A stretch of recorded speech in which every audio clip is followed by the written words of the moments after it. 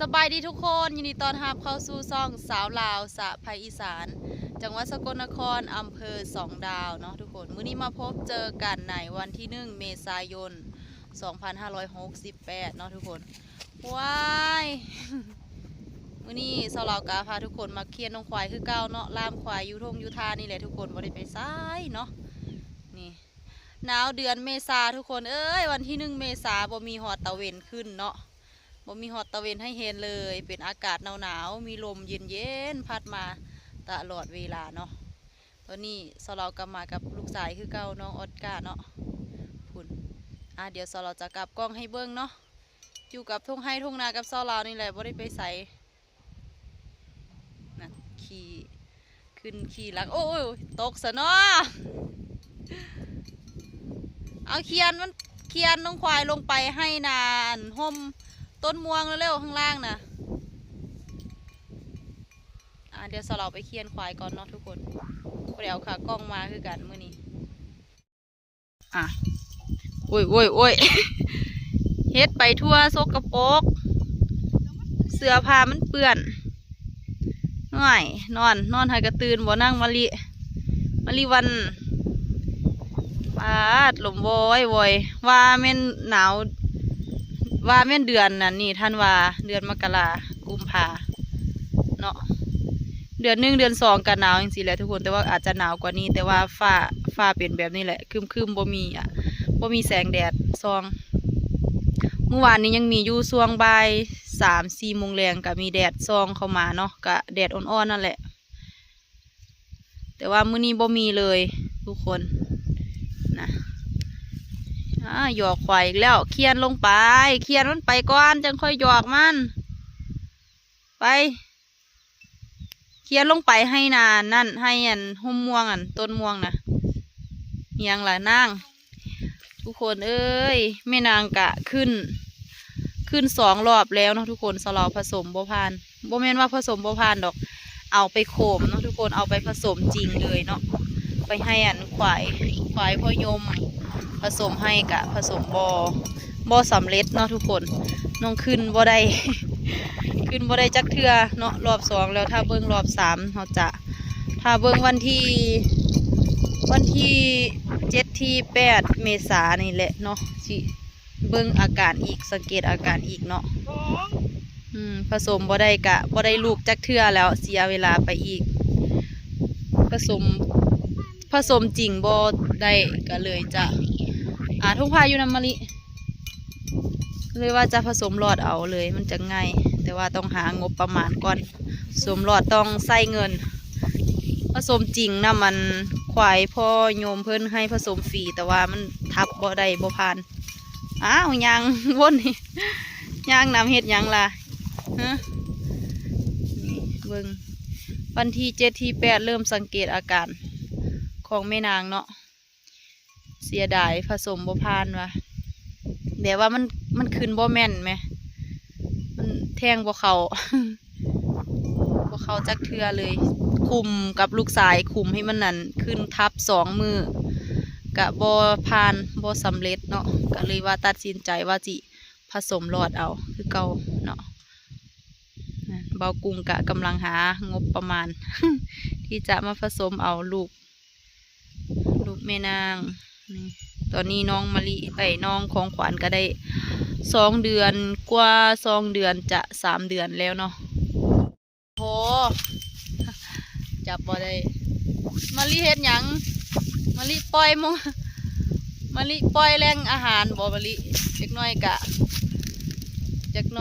กุจจีก็มาตอมกุจจีมาตอมแล้วจักหน่อยน้องของขวัญก็ได้2 เดือนกับจักมือว่าอีกวันที่3 เมษาก็ได้3 เดือนเนาะเพราะว่าน้องเกิดวันที่1วันที่3 มกราเนาะวันที่3 มกราวันที่3 กุมภาวันที่3 มีนาวันที่3 เมษาแมน1 เดือน 2 เดือน 3 เดือนเดือนที่4ต่อเดือนเมษาเดือนนี้แหละเนาะอีก2-3 มื้อว้ายเย็นอากาศดีเนาะทุกคนอากาศเย็นบรรยากาศดี แต่ว่าเสียดายบ่มีหญ้าให้เล็มผู้ใดนี่ฮะขี้ดื้อกว่าหมูมาลิมาลิ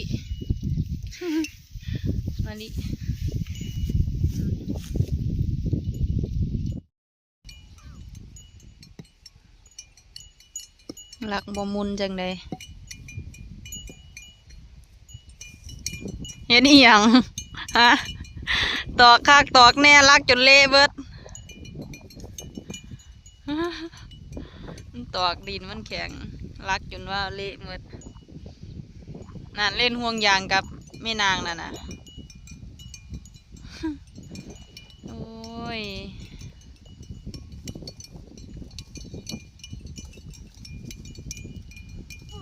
เอามันอยู่โฮมม่วงพุ่นนี่ล่ะผู้ใดกิ่งมานี่ตอนแรกมันอยู่โฮมม่วงพุ่นทุกคนตอนนี้กะเวลาบ่าย2 โมงเนาะจะเอาน้องควายกินน้ำเข้าห่มเพราะว่ามันมีแดดเนาะเพราะว่าแดดออกแล้วนี่แดดสลัวแต่กระห้อนอยู่เพราะว่าน้องควายตากหลายชั่วโมงแล้วเนาะตากหลายก็บ่ดีจะเฮ็ดให้ผิวบ่งามเพิ่นว่าน้องของขวัญเฮาเข้าห่มไปแล้วหญ้าบ่ค่อยหลายปานใดเนาะทุกคนควายสาวเราเลยบ่อิ่มเบิ่งสวงบ่เต็มน้องมะลิบ่เต็มสวงบ่เต็มเลยนะเบิ่งปีใหม่กะฮ้อน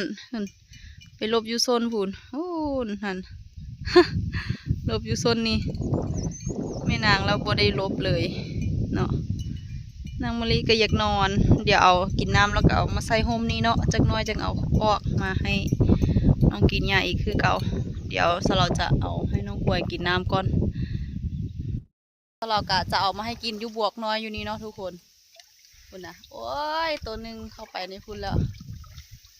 นี่กินอยู่นี่เอามาให้กินเทื่อละตัวเข้าไปย่างควานไปเหี่ยวใส่เสืออีกตัวหนึ่งกินอยู่นี่มันนะอยู่อีหยังเกาะเขาเอิญนี่อย่างนี้อยู่ฝายเขาเจ้าเนาะเพราะว่ามันมีน้ำขังอยู่ดีฝนตกใส่มันก็ขังน้ำก็ขึ้นตื้มอีกหลายเนาะน้องพอได้กินอยู่ออนแดดลูกสายกลับมาเอาน้องควายมากินน้ำซอยเนาะเดี๋ยวกินแล้วจะย้ายลงไปปูนข้างล่างเพราะว่าแดดกับบ่ค่อยฮ้อนปานใดดอกทุกคนพอสลัวเลื่อมตาเนาะเลื่อมตาซื่อๆนี่แหละบ่ได้แดดปานใดพอทนได้อยู่อาบน้ำเสยเลยน้องขวัญน่ะกินยาเสยอิ่มหรือยังโอ้คือกินหลายแท้มะลิคือสิอยากกินน้ำแห้งเนาะ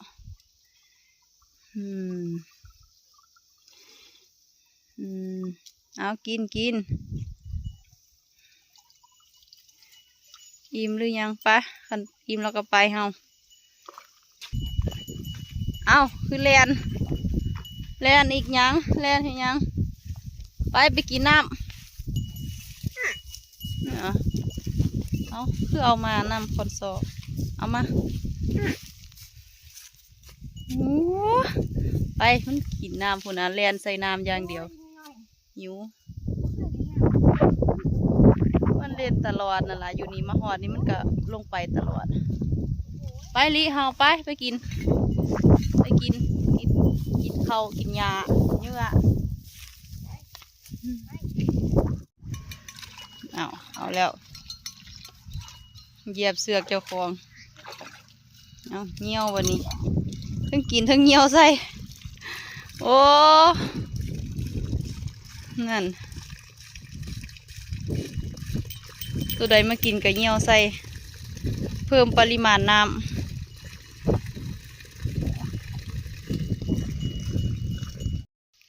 ทุกคนตอนนี้เรากะเอาน้องควายกินน้ำแล้วเนาะตอนแรกคิดว่าจะเอาน้องเข้าห่มเนาะเพราะว่าย่านน้องสิฮ้อนแดดแต่ว่าน้องกะบ่ค่อยฮ้อนปานใดคิดว่าเพราะว่าแดดบ่แห้งปานใดเนาะก็มีลมเย็นพัดตลอดเวลากะลามน้องไว้พุ่นแหละเนาะกะโตกันไปพูดให้หนาพุ่นคือเก่าเนาะน้องกะยังเล็มหญ้าอยู่เพราะว่ามีลมพัดตลอดเวลาลมเย็นตาคนกะบ่ฮ้อนเนาะแต่เลื่อมตา เหลือบตาหน่อยนึงเนาะนี่แหละโอ้ยทุกคนเอ้ยช่วงนี้เลื่อนไปทางใดก็เห็นแต่ข่าวแผ่นดินไหวเนาะทุกคนเห็นตึกถล่มจังซันจังซี่เนาะทุกคนมี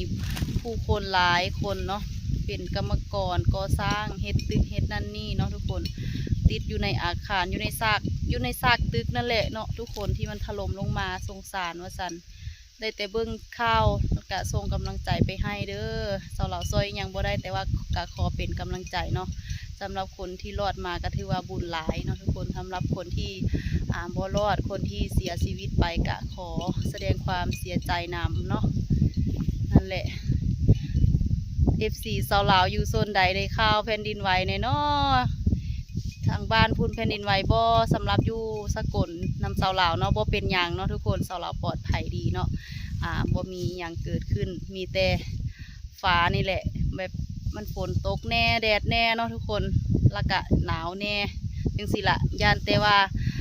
ห่างกายของเราจะปรับนำสภาพอากาศบ่ทันย่านแต่สิเป็นไข้เป็นหวัดนี่แหละเนาะทุกคนแต่ว่ากะบ่เป็นหยังปลอดภัยดีเนาะ